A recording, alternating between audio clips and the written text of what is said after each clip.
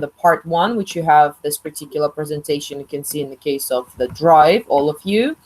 So yes, one thing also, the part of my camera is not switched on because I have a problem several days already. I have a problem with my internet, and that's why, just to prevent the switching off of the whole Google Meet, that's why I started just simply going through the microphone part. So what do we have here is that, first of all, when we talk about the urinary system, important thing is that it's we can also call it as the excretory system, yes, because the excretory system is particularly important in the case of the getting rid of all of the waste products which are literally localized in the part of the blood. So we could say that this is an important idea and more important system which is helping us to simply filtrate the blood. And the structures which are starting to do that, according to the simple anatomy, these are particularly the portion of the kidneys, as you can see here. So according to that nice picture, you can see the localization, anatomical localization of the part of the kidneys. First of all, what do we see here? We see that the kidneys are mainly the bean-shaped structures, as you can see here. And according to that particular picture, you can identify that these are the retroperitoneal type of the structures, yes, which are closely associated to the posterior abdominal wall.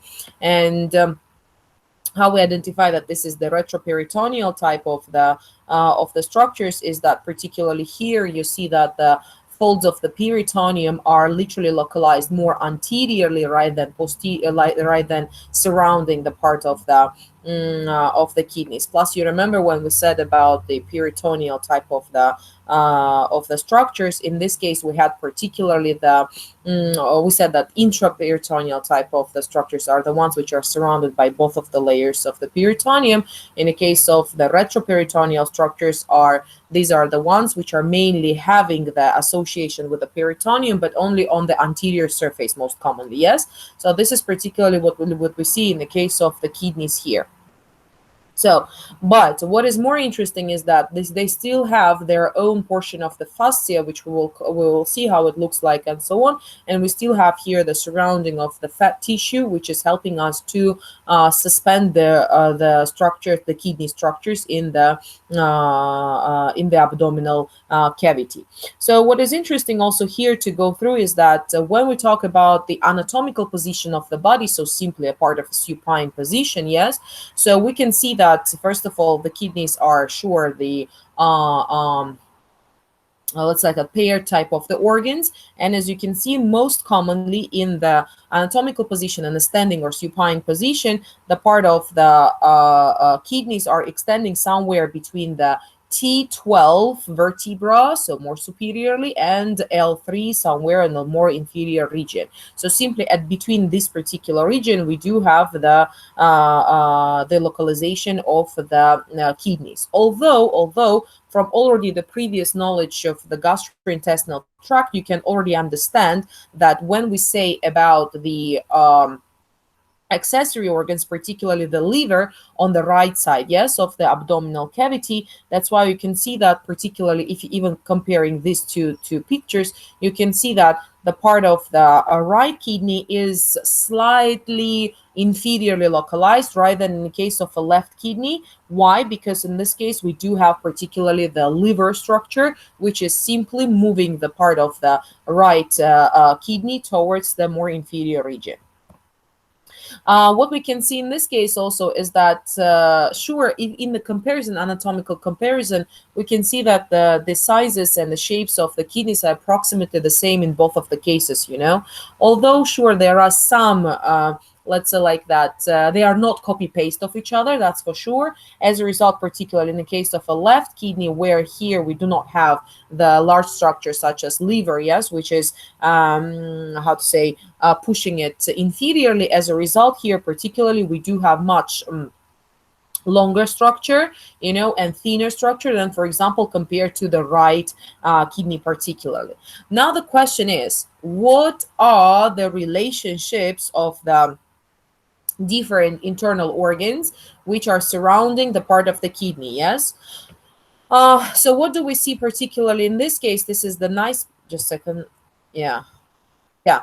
So what do we see particularly here is that they identify the kidneys, the right kidney, which is more inferior localized, and here you can see the left kidney, which is more superior localized. So let's see what are the structures which are associated with the anterior, superior surfaces, as well as the median lateral surfaces of the kidney on the right side and on the left side. I do believe it's clear that they will be mainly different, yes? So they will not be, again, the similar type of the structures. So first of all, let's talk about the portion of the right kidney, what we do have here. So first of all, let's talk about the superior region. In both of the cases, to be honest, it will be the right or it will be the left kidney, yes? We do have particularly the part of the adrenal gland or a suprarenal gland, which is localized on the superior pole or superior surface of the kidneys. In both of the cases, it doesn't matter, it will be the left or right in this case. Now, as we are traveling towards the portion of the right kidney, we do have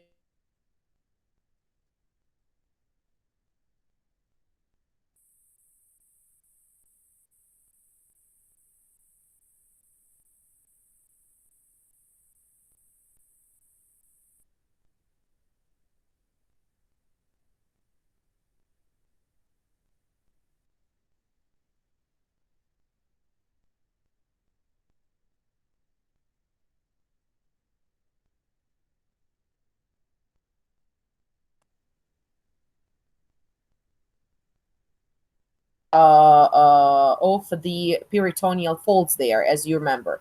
So what was important in this case to remember? We had the subphrenic type of the recess, yes, of the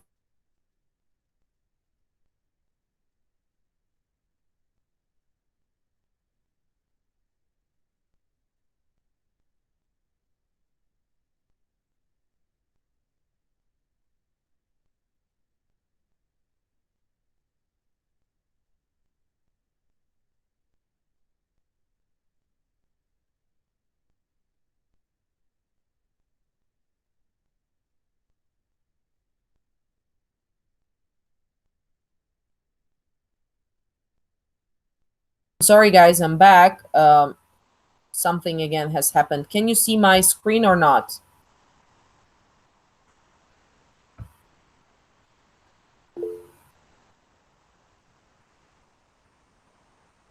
Are you sure you can see it? Okay. So I was talking about the part of the associated organs with the kidneys, as you can see particularly here. And I said that in the case of the region of the right, particularly the right kidney, we do have here the portion of the liver, yes, but liver, as we said, is the intraperitoneal type of the structure, and as a result, the foldings here which are produced, which are represented by the subphrenic recess, as you remember, as well as the hepatorenal recess, will be literally seen here. So in the case of the hepatorenal recess is the one which is subdividing, let's like that, the part of the anterior surface of the kidneys from the liver. Mariam, I would like to ask you to please mute your microphone, okay? Thank you. So, could you please mute the microphone? Mariam. So that's what you can see particularly here.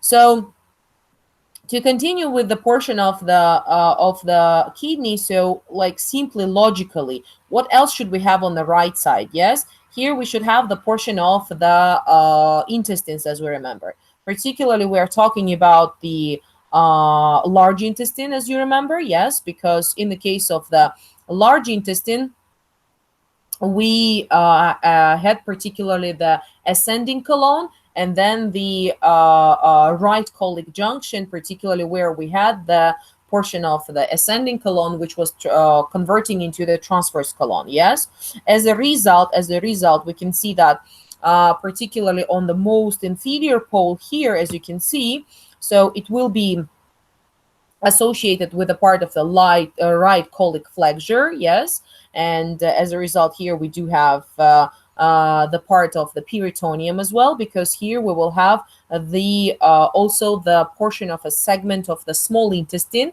as you can see here, which is associated, which is you remember is also the intraperitoneal type of the structure. So the whole of this inferior region, as you can see, is mainly associated with the part of the right colic flexure as well as the portion of the small intestine.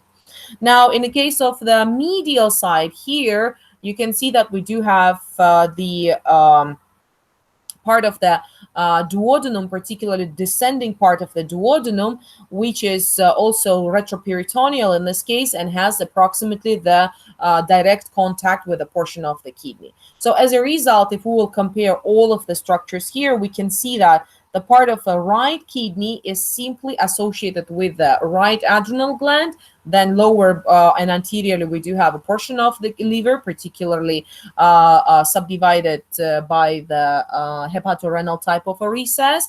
Then on medial side, more inferiorly, we do have the duodenal region, particularly the descending part of the duodenum or the second part of the duodenum, whatever you will call it. And here, more laterally, you see that we do, and inferiorly, we do have a part of the right colic flexure as well as the portion of the small intestine, which is particularly the intraperitoneal type of the structure. And as a result, you can see here the portion of the peritoneal fold. In the case of the left kidney, what we see particularly here is that again and again, as we said, on the superior surface, we do have a part of the adrenal gland or the suprarenal gland, or simply called the left suprarenal gland. And particularly, you can see that although the portion of this region of the superior pole is not completely, let's say like that, occupied by the suprarenal gland, more medial surface is mainly occupied by the part of the suprarenal gland rather than the whole superior pole. Now, what is also interesting here is that the part of the superior pole, what is left, you can see this region particularly coming towards more anterior and inferior region. You can see that it is mainly dependent on the communication with the portion of the stomach as well as the part of the spleen. And as you can see, particularly here, we have again the part of the peritoneal fold, because you remember that that the portion of the stomach was covering the part of the portion of the stomach was covered by the peritoneal folding, where we had the formation of the greater and the lesser omentum. Yes, so in particular, the whole stomach was surrounded by the peritoneal fold. Now, as you can see, particularly here, going down towards more medial surface and towards the middle part of the left kidney, logically, what do we have here? If from one side we had the duodenum, here we will have a portion of the pancreas. Yes, so as a result, we have the pancreas, which is also the retroperitoneal type of the structure, which literally means that here we will not have the part of the peritoneal fold, which is associated with the meat part of the kidney. Now, continuing to the next portion, you can see that to the part of the lateral surface, as you can see here, as well as the more inferior and the lower portion. So in the case of a lateral portion, as it was here also in the case of a right kidney, we do have the part of the left colic flexure, as you remember, where we do have particularly the passage of the transverse colon towards the descending colon here, as well as even the very beginning portion or very starting part of the descending colon is also localized and also very closely localized to the part of the left kidney, as you can see here. Now, in the case of the more inferior part of the pole, as it was in the case of the right side and right kidney, you can see particularly here the portion of the jejunum. So again, the part of the small intestine, which is mainly intraperitoneally localized, as you can see. As a result, we do have that this particular region or this particular surface of the kidneys are mainly covered by the peritoneum, as you can see particularly here. Yes. Now, just a second. Let me see if I said everything. Okay, left kidney. Yeah, yes. And here comes the relationship to the other structures there, such as, for example, the part of the muscular structure. Yes, because whatever we've talked right now about the kidneys, it will be right or left one. It was mainly associated with the superior, anterior, lateral, medial, and more inferior regions. Yes, but not the posterior surface of the kidneys. Yeah. So as a result, let's see what are the structures which are very in the are localized in the very close proximity to the posterior surface of the kidneys. And in this case, it literally doesn't matter. It will be the right kidney or it will be the left kidney. In both of the cases, we do have the part of the more superiorly, we do have a portion of the diaphragm, and then towards more inferior region, we do have the muscular structures, such as the part of the psoas major muscle, as you can see particularly here, as well as we do have the quadratus lumborum muscle, as well as we do have particularly the portion of the more anteriorly, and closer to the part of the quadratus lumborum, we do have the portion of the transversus abdominis muscle.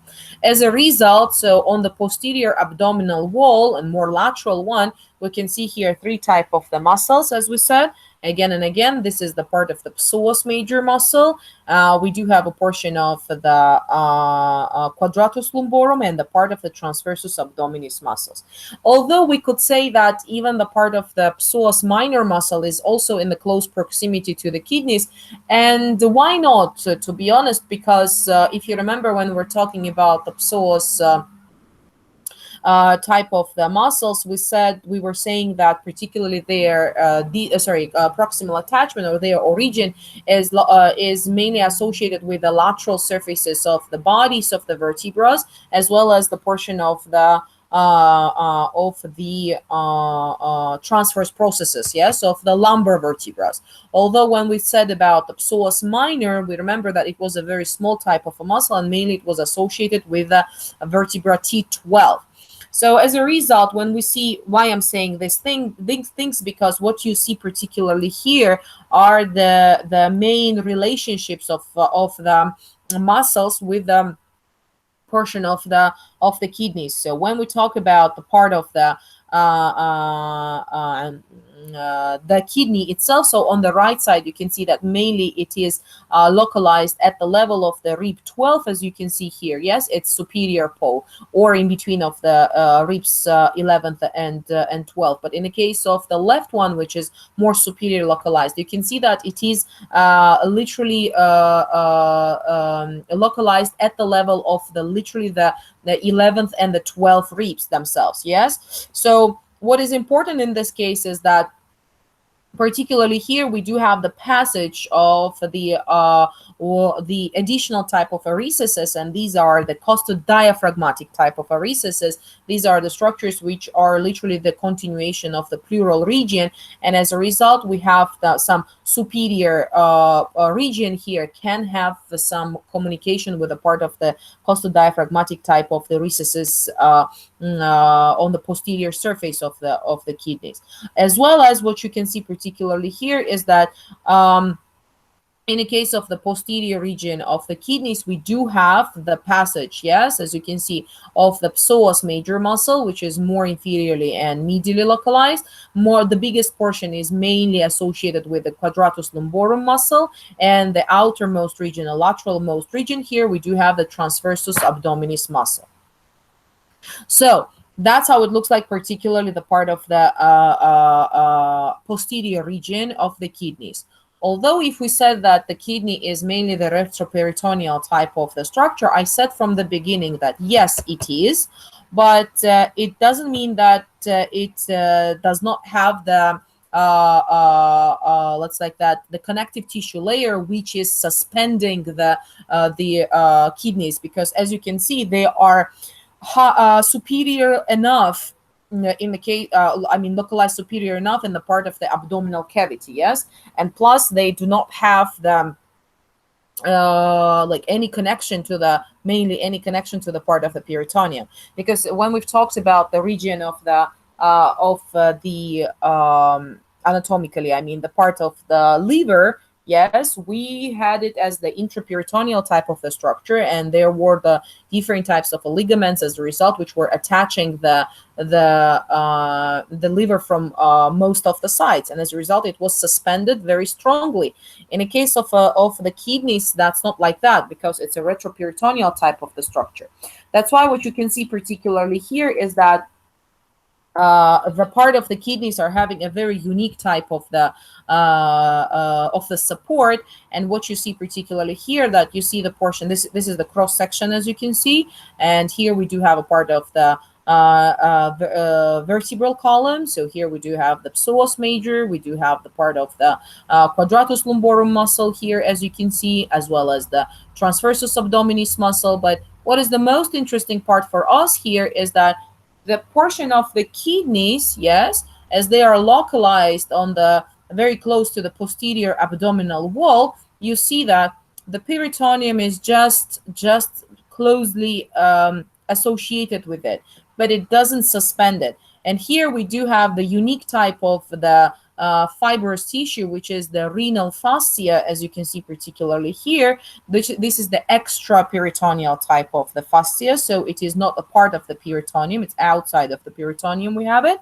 And as a result, you can see that it encloses the both of the kidneys, and it's like a sac. Can you imagine? Like it is supporting and suspending the kidneys like a sac. Although in this case, you can see that normally we also do have the part of the extraperitoneal fat, as you can see here. And this particular fat, we call it the perinephric, as which you can see particularly here, perinephric, or simply the perirenal type of the fat. So which is surrounding and also helping to support the kidneys and suspend them on the superior enough location in the case of the abdominal cavity. So also important part that in the case of the kidney, okay, it's clear that we do have particular this suspended as the part of this fascia, the part of the renal fascia, but also we do have the portion of the adrenal glands, yes, and they are also, by the way, surrounded by that particular and covered by that particular renal fascia. And most commonly, when we are performing any type of the surgery on the portion of the kidneys, or it will be the suprarenal gland, in this case we need to make the cut of this particular renal fascia, because in other case we just cannot simply reach the kidney itself, as well as the portion of the adrenal gland. So, well, by the way, one of the most interesting things as the part of a clinical correlation is that when in case of the anorexia nervosa, the patients who are, as you know, have the problem with the feeding, in this case, we do have the extremely thin type of the patients, and in this case, we do have already the atrophy of the muscular structures and so on, as well as most of the fatty layers, particularly not only the subcutaneous type of the fat, but also in this case, you can see the part of the extraperitoneal type of the fat is already decreased so much that it can give us the descending of the kidneys, and as a result we will have the blockade or obstruction of the passage of the urine towards the parts of the ureters, and then towards the region of the urinary bladder, which as the result can give us simply the large amount of the different types of the infections, or simply there can be the damage to the renal parenchyma, and as a result we can have even the renal failure. So as a result, this particular perinephric fat is really very unique, as I said, and very much important in the suspension of the kidneys, as well as the part of the adrenal glands. Yes. So what is interesting also is that what do we see in the part of the kidney structure itself? You can see that here we do have this longitudinal type of the section, and what they show you is that particularly that the whole kidney is outside, is covered by the fibrous capsule, but that's what you maybe better will go through the portion of the microanatomy. But still, there are some interesting parts which are important to know. In the case of the medial surface of the kidney, which you see particularly here, so we know that the kidney is simply a bean-shaped structure. Yes, so we do have on the medial surface, we do have like a small invagination, as you can see. Yes, and particularly here we have the entrance of the blood vessels, for example, the arteries, as well as the exit of the veins, yes, as well as the part of the innervation here, as well as the part of the lymphatics. So all of them are entering towards the region of the kidney through the medial surface, where we have this invagination like structure, which we call the hilum. That's what you can see here, the hilum of the kidney. So it's like literally simply a deep slit, where particularly we do have the passage of the blood vessels, as well as the all of the other structures. Now, what is important in this case is that what do we see is in the portion of the hilum also. So what are the structures represented here? Yes, and what are the structures which are passing from the hilum? But before understanding that region, let's understand the part of the parenchyma first of all. Yeah, so first of all, you can see that the whole kidney can be subdivided into two portions. This is the part of the cortex. That's what you can see particularly here, as well as we do have the part of the medulla. So we have a renal cortex, and we do have a portion of the medulla. So what is the most interesting thing is that we do have the extensions of the part of the renal cortex, as you can see, like a columnar type of the extensions, and that's what we call the renal columns, which are dividing the whole medulla into the discontinuous structures, which are having the shape of a pyramid, and that's what you can see particularly here. Yes, so as a result, this particular triangular shaped structures, these are mainly represented by the portion of the renal medulla. And as you can see on the more apical surface, which is more internally exposed, you can see that here, this region, we call it the portion of the renal papilla, and it is normally opening into the structure which we call the minor calyces. So you can see here, this is the minor calyces, the ones which are getting or collecting the urine simply. So vice versa happens in the case of the base of these pyramids, because you see that the base are more exposed towards the cortical region here. Yes, and the part of the apical regions are more associated with the part of the minor calyces. So as we said, the minor calyces, there are several minor calyces, which as the result, you can see here, look, 1, 2, and 3, and together they start to merge into one larger structure. And this particular larger structure, which we call it the major calyx. Yes, so you can see here particularly the major calyx. Most commonly per one kidney, the structures of a major calyx, we have approximately like 2 to 3, sometimes 4 major calyces, which are then fusing or merging to produce one large area or one large cavity, which is mainly the structure which we call the renal pelvis. That's what you can see here. So the renal pelvis is important. Why? Because it's the very beginning of the muscular tube-like structures, which we simply call the ureters. Yes, as you can see particularly here. So the continuation of the renal pelvis is simply the part of a ureters on both of the sides. So as a result, the part of the in the physiology, we will see that particularly the part of the cortex and medulla are important for us. And why? Because here we do have the large amount of the functional and structural units of the kidneys, which we simply call the nephrons, which contain the part of the glomerula, which is let's like that a bowl-shaped structure containing a large amount of the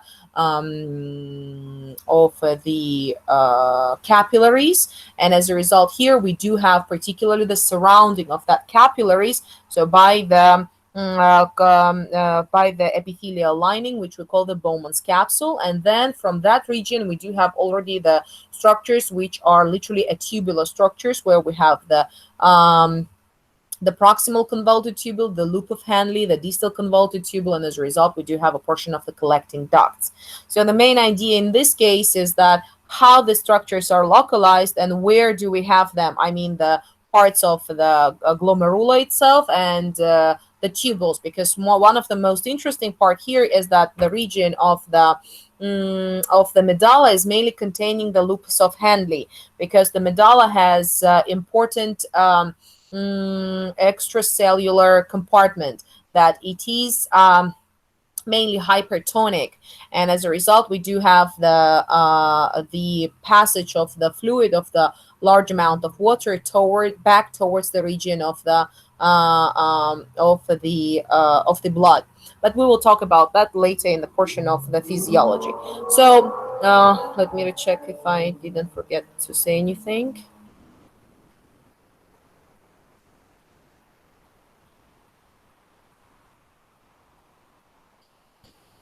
Mm-hmm. Yes, minor calluses.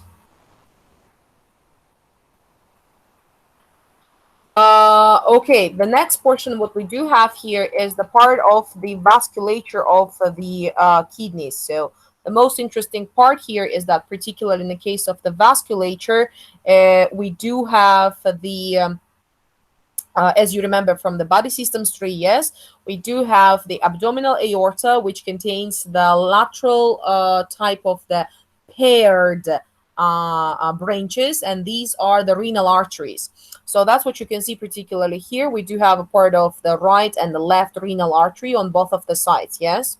So, sorry, in the part of the left renal artery, what you see particularly here is that compared to the right one, it is much shorter. And why? Because in this case, you can see, and you remember again from the body systems tree, that in the passage of the aorta and the portion of the inferior vena cava, yes, in this case, their localization is very close to each other, but the inferior vena cava is more anterior. Oh, sorry, is more laterally localized towards the right side of the abdominal cavity. In the case of the part of the aorta, it is more, as a result, localized more on the left side. And as a result, what do we have is that particularly the part of the right renal artery is passing posteriorly to inferior vena cava and needs to cover more distance towards the aorta, right, than in the case of the left renal artery. As a result, in the case of the arterial blood supply, we can see that the right renal artery is much longer compared to the left renal artery. Okay, that's how it looks like, particularly here. Now, what is also interesting in this case is that this renal arteries, as you can see, before entering towards the region of the hilum, they start to divide into, most commonly there are two main subdivisions in this case, and these are particularly the anterior type of the branches as well as the posterior type of the branches, and as a result give rise to the blood supply of the parenchyma of the kidney. To be honest, there are some more additional type of the blood supply towards the kidney region, and most commonly they can be also originating from the lateral surfaces or lateral sides of the abdominal aorta. That happens simply, as well as we do have sometimes that these particular structures, this additional or accessory type of the blood vessels, are most commonly originating more superiorly, more superior to the part of the renal arteries themselves. Although there are different types of the variations, so you can find it also in the case of the inferior region on the lateral aspects of the abdominal aorta. Now, what is also interesting is that particularly some of these extra type of the blood vessels, they are entering towards the kidney either with the renal arteries themselves, as you can see through the portion of the hilum, or sometimes they can be uh, entering not that close to the part of the renal artery, and still, yes, entering towards the portion of the hilum, but not that closely associated with the part of the renal arteries themselves. Although mainly when we talk about the blood supply of the part of the kidneys, first thing what we need to remember, these are the renal arteries, the right and the left, where the left one is much shorter compared to the part of the right one. Now, what do we have in this particular region is that the blood supply, these additional parts of a blood supply, which we've talked here about, and you can see that